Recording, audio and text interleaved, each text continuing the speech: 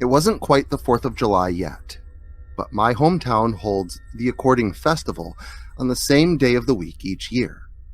So, the actual holiday was still another day away, but the night of the fireworks display would be that night, and it was tradition for my mother and I to attend. This time, I had agreed to bring my friend Bill. Billy was one of those kids that was fun to hang out with when there was no one else around. The kind of kid that was so annoying, you could only enjoy his company about 20% of the time. Still, a part of me felt bad for him. I mean, the kid had even less friends than I did, so I couldn't resist when I asked him to accompany me to the local park on the river. The highlights of the spot was Jumping Jacks, a very successful little restaurant that filled orders for customers the same way it had done since the 1950s. First, you had to wait in line so long, the sheer look of it was enough to make an inexperienced customer feel discouraged before even braving the end of the line. The surprising thing about the place was how fast the line did indeed move, but that was in part due to their specialized form of shouting out the orders after pointing at customers close to the front of the line. When the chef pointed at you, you were expected to call out your order on demand so as to not hold up the entire process. Just being pressured into yelling out a single order could make a customer freeze with anxiety, but my mother had to memorize and instantly call out free, drinks included. I was amazed at how she could recall things the way that she did, but I'm sure even she was feeling the intensity of that particular moment.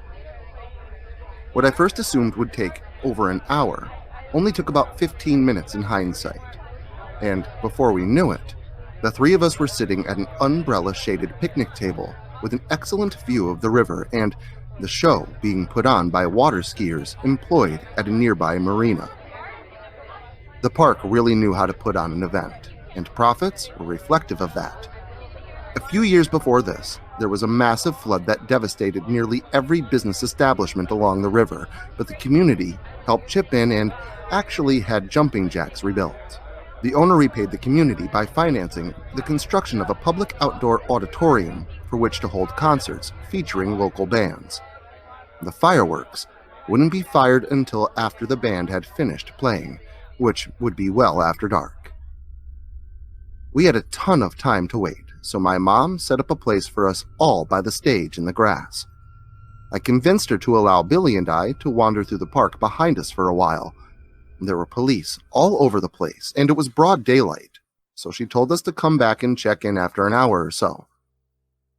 Billy and I both finished up our clam boats, a toasted hot dog bun filled with fried clams and topped off with cocktail sauce, and walked off away from the stage and towards the vendors, selling 4th of July-themed trinkets, glow sticks, and other relevant marketable gadgets on the side of the road between the stage and the rest of the park. Traffic wasn't something to be concerned with on the day of the 4th of July festival, as the entire street was shut down to accommodate park-goers and the aforementioned vendors. Billy and I took a moment to admire all the flashing gizmos and blinking jewelry that covered the mobile carts, each accompanied by a subsequent vendor decked out in half the stuff that he was peddling. My attention on the flashy merchandise quickly waned when I couldn't help but notice the odd-looking man in a blue pinstripe suit who was staring at Billy and I. He had an iconic white beard that seemed either real or extremely realistic. He was very tall, but seemingly not due to stilts or any other such device, and his hat was similar to the size and shape of former President Lincoln's, only it was blue and red with a star-spangled band spanning the base of the radial brim. His eyes were small and sort of squinted, and his brow almost looked menacing. The man raised his arm slowly, with an index finger extended, and pointed right at the two of us. He never moved his lips to speak a word. I pointed him out to Billy, who was going on and on about how he wished my mother would buy him something that he saw at the vendor's booth, and subsequently, he barely even seemed to notice the man. A lot of people, kids mostly, were walking right by this guy, pointing and laughing in enjoyment rather than judgment, but he didn't even seem to notice or care. That fucking Uncle Sam just kept his burning stare at us, eventually lowering his hand. I convinced Billy that we should just go. I tried to keep up a happy appearance at the sight of this guy, but something just felt weird to me. Billy and I walked through an open field in the park and onto some of the walking trails in the back.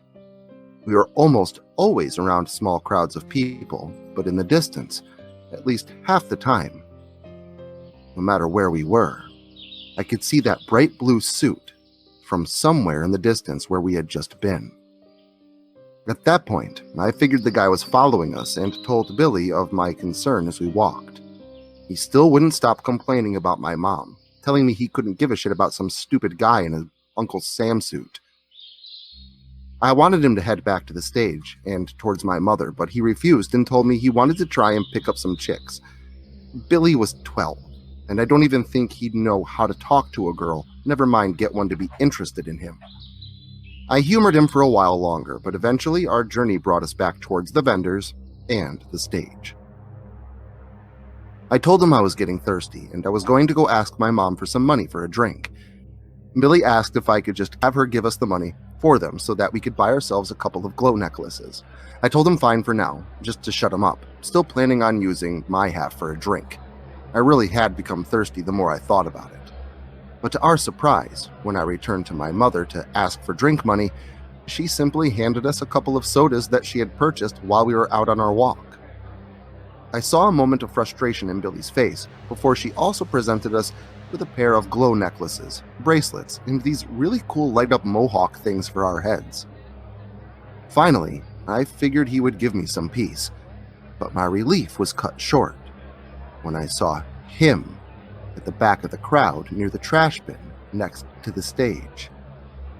Uncle Sam was just standing there.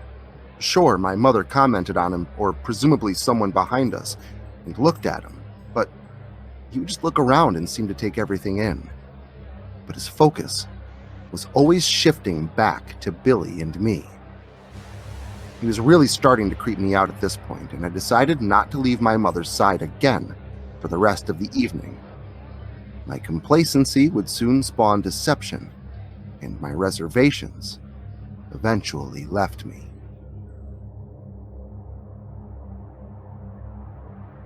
The night continued on with the band playing through its lineup of songs, which were American-themed cover songs, such as the famous Ain't That America.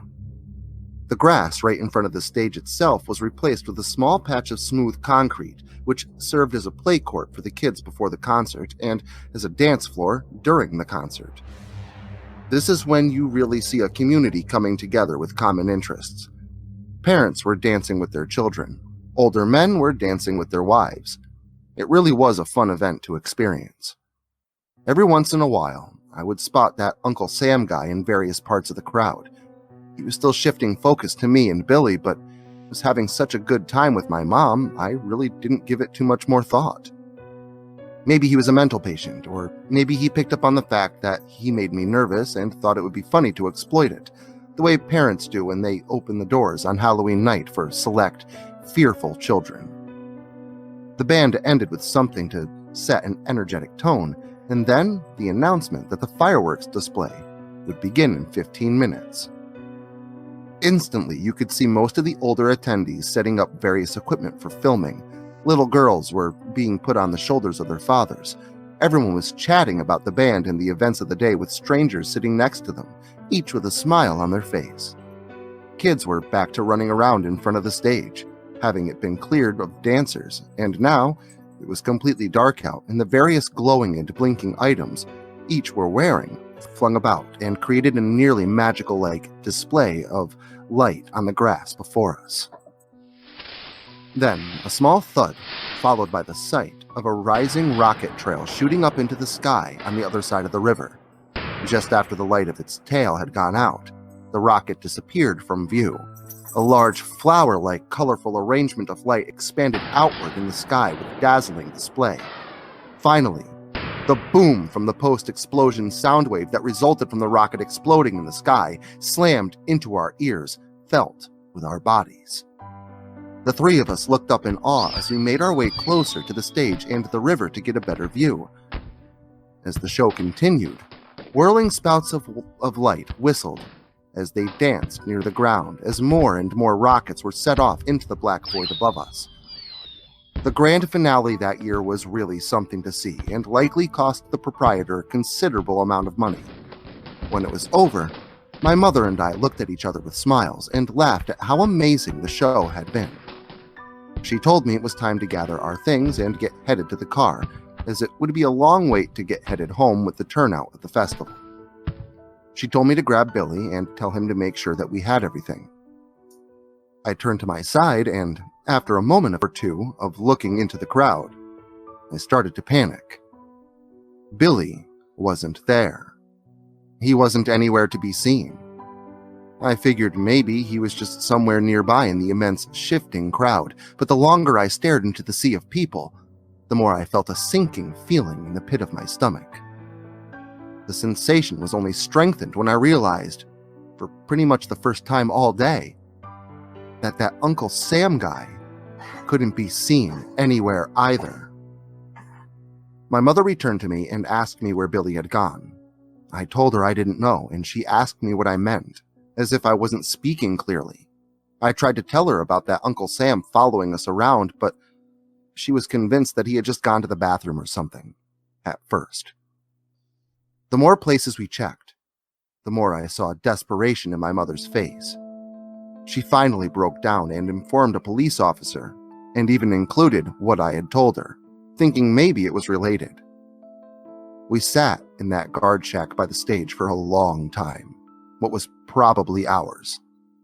The police didn't return to speak to my mother until long after the last of the festival goers had left.